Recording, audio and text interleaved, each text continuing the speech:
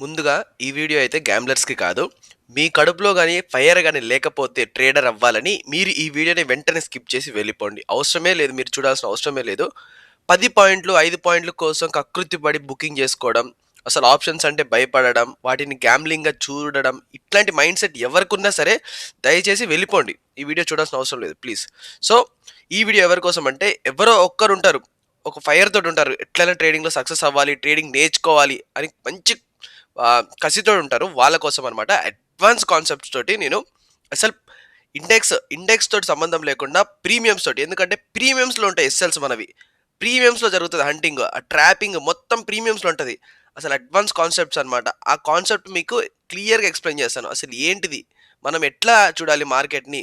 మనం మార్కెట్‌లో ఎస్ఎల్ ఎక్కడ తీసుకోవాలి? టార్గెట్ ఎక్కడ తీసుకోవాలి? ఎన్ని పాయింట్స్ రిస్క్ చేయాలి అనేది. సో, 10 పాయింట్లు, 15 పాయింట్లకి కకృతి పడి బుకింగ్ చేసుకొని భయపడుతూ 30, 40 పాయింట్లు ఎస్ఎల్ పెడతా, గ్యాంబ్లింగ్, అర్రే! నా కోసమే వచ్చింది, నీ కోసమే వచ్చింది అని ఇట్లాంటి మైండ్ సెట్ ఉన్న వాళ్ళు చూడొద్దు. 200, 300 బుక్ చేసుకొని రూ. 1000, 2000 లాసు. ఇట్లా కకృతి పడి ఓవర్ ట్రేడ్ చేసేవాళ్ళు వద్దు. ఒకటుంటుంది కదా కేజీఎఫ్‌లో డైలాగు. ఆహ్, గంట అవ్వడానికి 60 చిన్న పెద్ద ముల్లు 60 అడుగులేసింది. చిన్న ముల్లు ఒక్కటే అడుగేసిందని. అట్లనే మీరు రూ. 10,000 సంపాదించడానికి 60 ట్రేడ్‌లు చేయాల్సిన పని లేదు. ఒక్క అద్భుతమైన ట్రేడ్, ఒక్క గోల్డెన్ ట్రేడ్ కొట్టినా గాని, ఒక్క వారం మొత్తంలో ఒక్క ట్రేడ్ కొట్టినా మనకి 10,000 వచ్చేటట్టు కొట్టాలి ట్రేడ్. బయింగ్‌లోనే, సెల్లింగ్ గూడా అనట్లేదు. బయింగ్‌లోనే. అది ఎట్లా చేయాలి? ఏంటిదనేది మీకు ఒక స్టెప్ బై స్టెప్, ఒక బిగినర్ స్టేజ్ కాదు కదా! ఒక ఇంటర్మీడియేట్ స్టేజ్ నుంచనమాట. మరీ బిగినర్స్ అంటే కాల్ అంటే ఏంది, పుట్ అంటే ఏంది, ప్రైస్ యాక్షన్, ఇంకా ఈ క్యాండిల్ స్టిక్ ప్యాటర్న్స్ ఇవి ఇవి అన్నీ నమ్ముకొని స్టార్టింగ్ నుంచి సర్వైవ్ అవుతూ వస్తారు. ఆ స్టేజ్ కూడా కాదు. అవన్నీ నేర్చుకున్న తర్వాత నుంచి మనం ప్రీమియమ్స్‌లో ఎట్లా మనం మాస్టర్ అవ్వాలి. ఒక సెల్లర్ అంటే ఎవడు? బయర్ అంటే ఎవడు? సెల్లర్ వాడి ఇంటి దగ్గరకొచ్చినప్పుడు ఎట్లా బిహేవ్ చేస్తాడు? బయర్ వాడి ఇంటి దగ్గరకొచ్చినప్పుడు ఎట్లా బిహేవ్ చేస్తాడు? వాళ్ళిద్దరి మధ్యలో ఏం ఫైట్ జరుగుతుంది? ఈ కాన్సెప్ట్స్ అన్నీ మనం అండర్‌స్టాండ్ చేసుకోవాలి. అప్పుడే మనం క్లియర్‌గా అసలు దీంట్లో సర్వైవ్ అవ్వగలమా? ఒక నెలకి ఎంత సంపాదించగలం అనేది మనకు మైండ్‌లో వస్తుందనమాట. సో, నేనేం చెప్తానంటే ఫస్ట్ ఇండెక్స్ చార్ట్‌కి, ప్రీమియం చార్ట్‌కి చాలా డిఫరెన్స్ ఉంటది. ఇండెక్స్ చార్ట్‌లో మూవ్‌మెంట్‌కి, ప్రీమియం చార్ట్‌లో మూవ్‌మెంట్‌కి 10, 15 రూపాయలకి ఒక్కొక్కసారి డిఫరెన్స్ వస్తది. ఒక్కొక్కసారి ఇండెక్స్‌లో 10 పాయింట్లు మూవ్ అయినా ప్రీమియంలో 20, 30 పాయింట్లు మూవ్ అయ్యే ఛాన్సెస్ ఉంటాయి స్పైక్స్‌లో. అలాగే ఇండెక్స్‌లో 30 పాయింట్లు మూవ్ అయినా ప్రీమియంలో 10 పాయింట్లు కూడా మూవ్ అవ్వదు. మీరు గమనించారో లేదో, అనవసరంగా మీరు చాలా సార్లు రిస్క్ చేస్తారనమాట. తెలియకుండా రూ. 10కి, రూ. 20కి ఎక్కువ కొనేసి ఆ తర్వాత అయ్యో! నాకు లాస్‌కొచ్చింది. అయ్యో! అదొచ్చింది, ఇదొచ్చింది అంటారు. మీరు ప్రీమియం చార్ట్‌లో ఎంత మాస్టర్ అవ్వాలంటే ఇండెక్స్ 24,450 అనంగాల్నే ఆ ఎట్ ద మనీ ప్రైజెస్ మీరు చెప్పేయాలి కళ్ళు మూసుకొని. 200లో ఉంటది. 24,500 కాల్, 207, 207 కూడా కాదు. ఎగ్జాక్ట్‌గా చెప్పాల్సిన అవసరం లేదు. 200 నుంచి 210 మధ్యలో ఉంటది. ఆ పుట్ వచ్చేసి 250 ఈ రేంజ్‌లో ఉంటది అని మీరు ఆ ప్రీమియంని ఎట్లా అర్థం చేసుకోవాలంటే అసలు దెబ్బకి అసలు ఇదేందిరా నాయనా వీడు ఇంత మాస్టర్ అయిపోయాడు ప్రీమియంలో అన్నట్టుగా అర్థం చేసుకోవాలి. మీరు ఎంత పర్ఫెక్ట్‌గా దాన్ని అనాలిసిస్ చేయాలంటే అసలు మీకు ఏంట్రా నాయనా ఈ కాన్సెప్ట్ అసలు అనేటట్టుగా అర్థం చేసుకోవాలన్నమాట. సింపుల్‌గా ఒక బయ్యర్, ఒక సెల్లర్ ఎలా రియాక్ట్ అవుతాడో నేను మీకు ఎక్స్‌ప్లెయిన్ చేస్తాను. ఇప్పుడు చూడండి, ఫస్ట్ ఇది చెప్పిన తర్వాత మీకు నెలకి ఎంత వస్తదో, ఎట్లా వస్తదని చెప్పి ఎక్స్‌ప్లెయిన్ చేస్తాను. ఇక్కడ చూడండి సింపుల్‌గా. మీరు సింపుల్‌గా ఒక్కటే అడుగుతాను ఇక్కడ. ఫర్ ఎగ్జాంపుల్ ఇక్కడ మనకి మీ ఇల్లుందనుకుందాం. మీ ఇల్లు గాదు, దీన్నేమంటారు? అరే! ఓకే. సరే, ఈ ఏరియాలో బయర్స్ ఉన్నారు. ఓకే. ఈ ఏరియాలో మనకెవరున్నారు? బయర్స్ ఉన్నారు. బయర్స్ ఈ ఏరియాలో ఉన్నప్పుడు ఇది మీ ఇల్లు అనుకుందాం. ఈ ఏరియాలో సెల్లర్స్ ఉన్నారు. ఓకే. ఎప్పుడైతే సెల్లర్స్ ఈ ఏరియాలో సెల్లర్స్ ఉన్నారు గదా! వాళ్ళు కింద బయర్స్‌ని కొట్టడానికొచ్చారు. ఇది వాళ్ళ ఇల్లు అనుకుందాం సింపుల్‌గా. ఈ ఏరియా అంతా బయర్స్ ఇల్లు. ఈ ఏరియా అంతా సెల్లర్స్ ఇల్లు. సెల్లర్స్ ఏం చేస్తారు? బయర్స్‌ని కొట్టడానికి కిందకొస్తారు. అంటే ప్రీమియం కరుగుతుందనమాట. కరుగుతా కిందకొస్తుందంటే మనం ఎట్లా అర్థం చేసుకోవాలి? ఒక సెల్లర్ అనేవాడు వాడి సైన్యాన్ని తీసుకొని బయ్యర్ సైన్యాన్ని దగ్గరకొస్తున్నాడు. ఈ రేంజ్‌లో ఉన్న సైన్యం దగ్గరకొస్తున్నాడు అని అర్థం చేసుకోవాలి. ఓకే. అప్పుడు ఈ ఏరియాకి ఇప్పుడు నీ ఇంటి దగ్గరికి నువ్వు ఒక బయ్యర్‌వి. ఓకే. నీ ఇంటి దగ్గరికి ఎవడొచ్చాడు? సెల్లరొచ్చాడు. నీ ఇంటి దగ్గరికి ఒక సెల్లరొచ్చినప్పుడు నువ్వేం జేయాలి? నీ దగ్గరున్న మనుషులతోటి వాడిని కొట్టాలి. అప్పుడేం జరుగుతుంది ప్రీమియం? ప్రీమియం అంటే ఏం లేదనుకోండి. ఒక మనుషులు నడవడం అనుకుందాం. ఇక్కడి నుంచి నడుచుకుంటూ వచ్చారు. నడుచుకుంటూ వచ్చారు. మన దగ్గరకొచ్చినప్పుడు మనం తిరిగి కొట్టాం. కొట్టిన తర్వాత ఏమైంది? ఆ సెల్లర్ గాని తిరిగి కొట్టడం వల్ల, మన బయర్స్ అందరం కలిసి కొట్టడం వల్ల తిరిగి పైకెళ్తుందనమాట. సో, ఎందుకెళ్తుంది? మన ఏరియా దగ్గర మన వాళ్ళు ఎంత పవరుంది? వాళ్ళెంతమందొచ్చారు? ఇదంతా అర్థం జేసుకోవాలి. ఇదంతా అర్థం జేసుకోకుండా ఇండెక్స్‌లో 25,000 బ్రేక్ అయింది. 10 పాయింట్లు ఎస్ఎల్ పెట్టుకుందాం. అర్రే! ఫేక్ బ్రేకౌట్ ఇది ఎస్ఎల్ కొట్టింది. ఇంకొక ట్రేడ్ చేద్దాం మళ్ళీ బ్రేకౌట్ వస్తది. అవన్నీ వద్దు. అసలు నిజంగా మీకు ఒకటి అడుగుతాను చెప్పండి. సింపుల్‌గా అడుగుతాను. మీకు ఈ 24/700 పుట్ ఉంది కదా! దీని వర్త్ తెలుసా? ఇప్పుడు నా దగ్గర ఒక గ్రామ్ బంగారం ఉంది అంటాను. ఆ గ్రామ్ బంగారం మీకు ఒక రూ. 20,000కి నేను అమ్ముతా అంటే మీరేమంటారు? "ఏయ్! పిచ్చోడివా బ్రో! నేనెందుకు కొంటాను? ఇప్పుడు 14,000 15,000 ఉంది మార్కెట్‌లో నేనెందుకు కొంటాను" అంటారు. అంటే మీకు తెలుసు. దాని వాల్యూ మీకు తెలుసు కాబట్టి ఆ మాట అన్నారు. అంటే ఓహో! గ్రామ్ బంగారం 14,000 కాబట్టి నేను కొనను. 20,000 అంటే ఎట్లా? అదే ఎగ్జాంపుల్ అన్నమాట. ఇప్పుడు ఇది గ్రామ్ బంగారం అనుకుందాం. ఈ 24/700 పుట్ ఉంది కదా! ఇది గ్రామ్ బంగారం అనుకుందాం.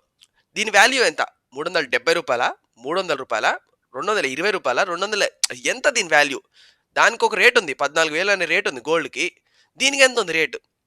ఇది ఎక్కడికొస్తే మళ్ళీ రివర్స్ ఎళ్ళే ఛాన్స్ ఉంది. ఎక్కడికొస్తే మన ఎస్ఎల్ కొట్టకుండా పైకెళ్ళే ఛాన్స్ ఉంది. అసలు ఈ ప్రీమియంలో బయ్యర్ ఎక్కడున్నాడు? సెల్లర్ ఎక్కడున్నాడు? ఇది మనం ఐడెంటిఫై చేయాలి.